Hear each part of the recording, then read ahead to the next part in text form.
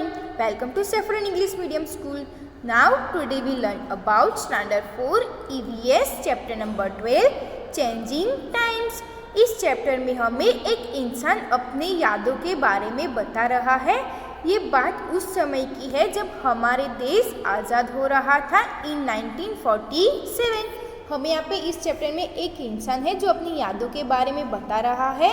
ये बात उस समय की है जब हमारा देश आज़ाद हो रहा था इन 1947 में। Now let's start our chapter number 12। My name is Chetan Das. मेरा नाम चेतन दास है। मैनी ईयर्स एगो यानी कि कई साल पहले। I used to teach children like you यानी कि कई सालों पहले मैं तुम जैसे ही छोटे छोटे बच्चों को पढ़ाया करता था।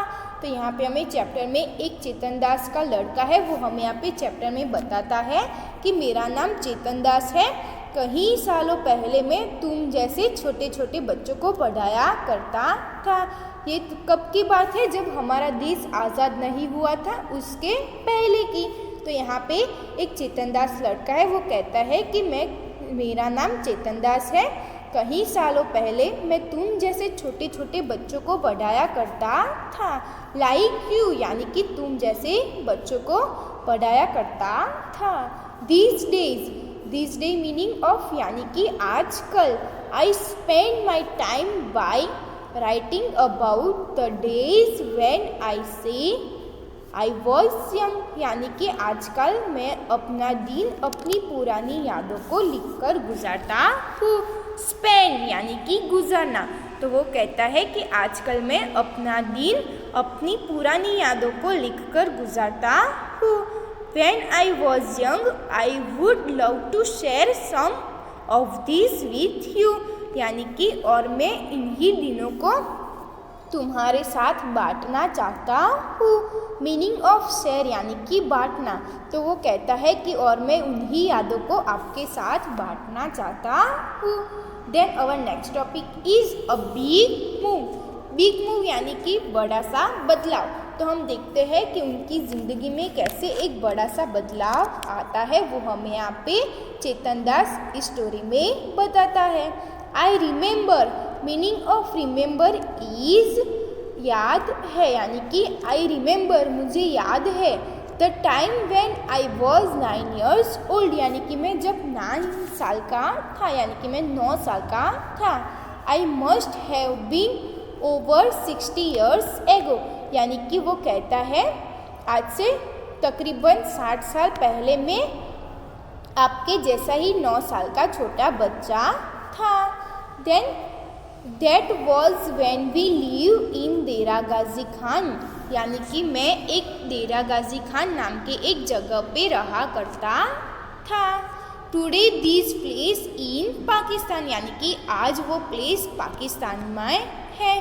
तो यहाँ पे जो चेतन दास है वो क्या कहता है? आई रिमेंबर यानी कि मुझे याद है कि आज से तकरीबन 60 साल पहले की बात होगी जब मैं 9 साल का छोटा बच्चा था। मैं डेरा गाजी खान नाम के एक जगह में रहा करता था। ये जगह आजकल पाकिस्तान में है। Then at the time there were a lot of problem all around us. Meaning of at that time यानी कि उस समय में। प्रॉब्लम्स यानी कि बहुत सारी दिक्कतें। क्या है? At that time there were a lot of problem all around us यानी कि वो कहता है उस समय हम सबके आसपास बहुत सारी प्रॉब्लम्स यानी कि दिक्कतें थी।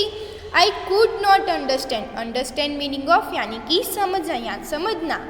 अंडरस्टैंड मीनिंग ऑफ समझना। तो यानी क्या लिखा है? आई कुड नॉट अंडरस्टैंड यानी कि मैं नहीं समझ पा रहा था। वॉट वॉज हैपनिंग यानी कि हमारे साथ क्या हो रहा है।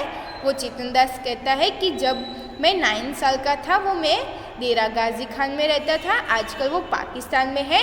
तो हमारे पास ऐसे हमारे आसपास बहुत सारे प्रॉब्लम्स थी जो मैं समझ में नहीं आ रहा था मुझे, और हमारे साथ क्या हो रहा है वो उसको समझ में नहीं आ रहा था।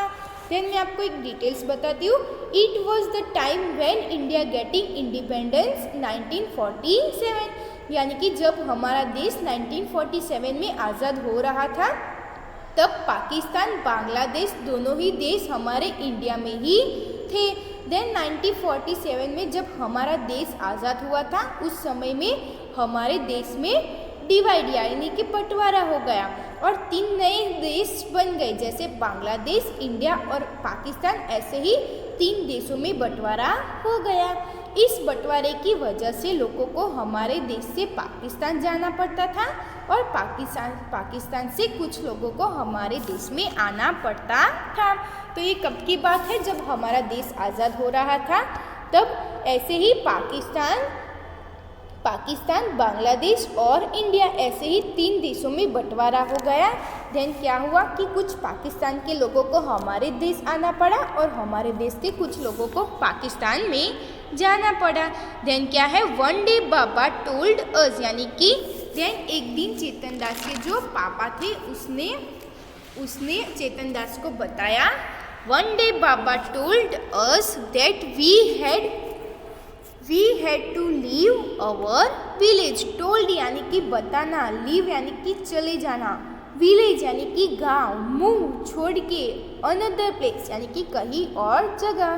तो जो चेतन दास के पिताजी थे उसने चेतन दास को बताया कि हमें अपना गांव छोड़ के कहीं और जाना पड़ेगा।